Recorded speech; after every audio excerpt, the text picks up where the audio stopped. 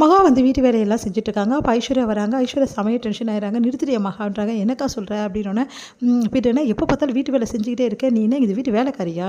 இங்கே பாரு என்ன மாதிரி நீயும் ஒரு மருமக தான் புரியுதா? அதுக்கேற்ற மாதிரி நடந்துக்கோ. நேற்று வந்து அந்த அனாமிகாலாம் எப்படியெல்லாம் பண்ணுறா தெரியுமா? அவள் தான் இந்த வீட்டுக்கு ரொம்ப மகாராணி மாதிரி சீனை போட்டுட்ருக்கா. நீ என்னன்னா எப்போ பார்த்தாலும் வீடை தொடச்சிட்டு வாசல் தொடச்சிட்ருக்க. ஏன் மகா இப்படிலாம் பண்ணுற? வேலையாட்கள் இல்லையா? அவங்க பண்ணுவாங்க. நீ எதுக்கு இதெல்லாம் பண்ணிகிட்ருக்க?" அப்படின்னு சொல்லிட்டு கேட்குறாங்க. "என்னக்கா நீ இப்படி சொல்கிற? நம்ம வீட்டு வேலையை நம்ம தானே செய்யணும். இதெல்லாம் பார்த்தா வேலைக்காகுமாக்கா? இங்கே பாரு நம்ம வீட்டு வேலைன்னு நம்மளே எடுத்துக்கிட்டு தான் புரியுதா? நான்லாம் இப்படியா இருக்கேன்? நான்லாம் வீட்டு வேலையை செஞ்சுட்ருக்கேன். நீ மட்டும் எதுக்காக இப்படிலாம் பண்ணிகிட்ருக்க? அதான் வேலையாட்கள் இருக்காங்களா, அவங்க பார்த்துப்பாங்க. மீறி செய்ய சொன்னால் இந்த வீட்டோட மருமகன் நான் இதெல்லாம் செய்ய முடியாது சொல்ல வேண்டியதுதானே? எல்லா வீட்டு வேலையும் செய்யணுன்ற அவசியம் கிடையாது மகா." அப்படின்றாங்க. "இங்கே பாருக்கா ஒன்றுமெல்லாம் நான் பேசவே முடியாது புரியுதா? இப்படிலாம் பேசினா எப்படிக்கா? நம்ம குடும்பம்னு நீ தான் நினைக்கிற.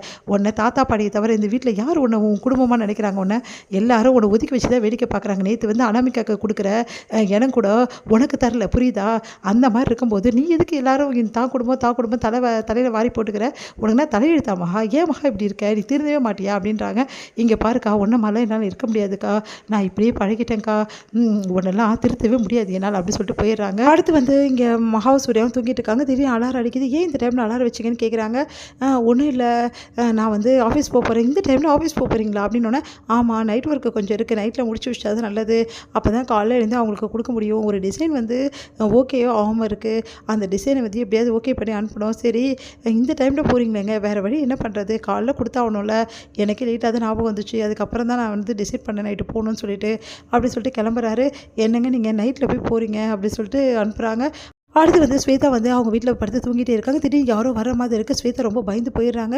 யாருன்றாங்க. ஆனால் யாருமே வந்து குரலே கொடுக்க மாட்டேங்கிறாங்க. ரொம்ப பயந்து போயிட்டு சூர்யாவுக்கு ஃபோன் பண்ணுறாங்க. "சூர்யா எனக்கு ரொம்ப பயமாக இருக்குது சூர்யா, உடனே வான்னு." "சரி ஓகே, நான் ஆஃபீஸ் போகிறேன், முதல்ல நான் அங்கே வரேன்." அப்படின்னு சொல்லிட்டு ஸ்வேதா வந்து பார்க்கறதுக்காக சூர்யா வராரு.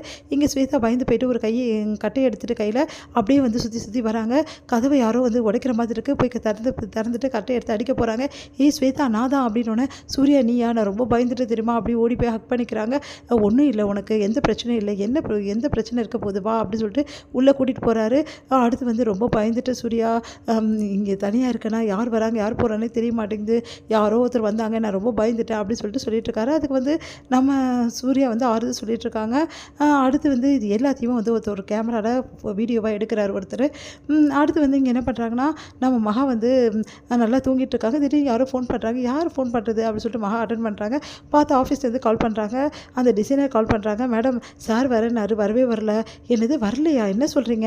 அவர் கிளம்பி எப்போ போயிட்டாரு?" அப்படின்னோடனே, "இல்லை மேடம் இன்னும் வரல. டிசைன் வந்து ஓகே பண்ணணும். என்ன பண்ணுறதுன்னு தெரியல மேடம். சார் வந்து ஒரு டிசைன் கொடுக்கணும், ஆனால் என்கிட்ட டிசைனே இல்லை." அப்படின்னோடனே, "சரி கவலைப்படாதீங்க, நானே வந்து வரைஞ்சி அனுப்புகிறேன்." அப்படின்னு சொல்லிட்டு சொல்கிறாங்க. "மேடம் சாருக்கு தெரிஞ்சா, அதான் உங்ககிட்ட டிசைன் இல்லைன்றீங்க, அப்புறம் சாருக்கு தெரிஞ்சான்றீங்க. அப்படின்னு சொல்லிட்டு வைங்க ஃபோனை, நான் அனுப்புகிறேன்." அப்படின்னு சொல்லிட்டு நம்ம மகா வந்து டிசைன் வரைஞ்சிட்ருக்காங்க. வரைஞ்சி முடிச்சுட்டு அனுப்பிச்சி விட்டுறாங்க. "ரொம்ப தேங்க்ஸ் மேடம். இப்போ சார் வந்துட்டாரா? இன்னும் வரல மேடம். நீ எங்கே போனார் இவர்? சரி நான் அடுத்த டிசைன் வரைகிறேன்." அப்படின்னு சொல்லிட்டு வரைஞ்சிட்ருக்காங்க. கரெக்டாக வந்து அவங்களுக்கு ஒரு மெசேஜ் வருது. பார்த்தா ஃபோனில் வந்து வீடியோஸ் ஃபோட்டோஸ்லாம் வந்திருக்கு. எடுத்து ஓப்பன் பண்ணி பார்க்குறாங்க. பார்த்தா வந்து ஸ்வேதா வந்து அப்படியே கட்டி பிடிக்கிறது, அதுக்கப்புறம் அவங்களுக்கு ஆறுதல் சொல்கிறது, அப்படியே வந்து கூட க்ளோஸாக நின்று பேசுறது, அதெல்லாம் வந்து இந்த டைமில் வந்து பண்ணிகிட்ருக்காரு சூர்யா. இதெல்லாம் பார்க்குற மகாவுக்கு தூக்கி வாரி போடுது. அப்படியே அதிர்ச்சியாக பார்த்துட்டே இருக்காங்க.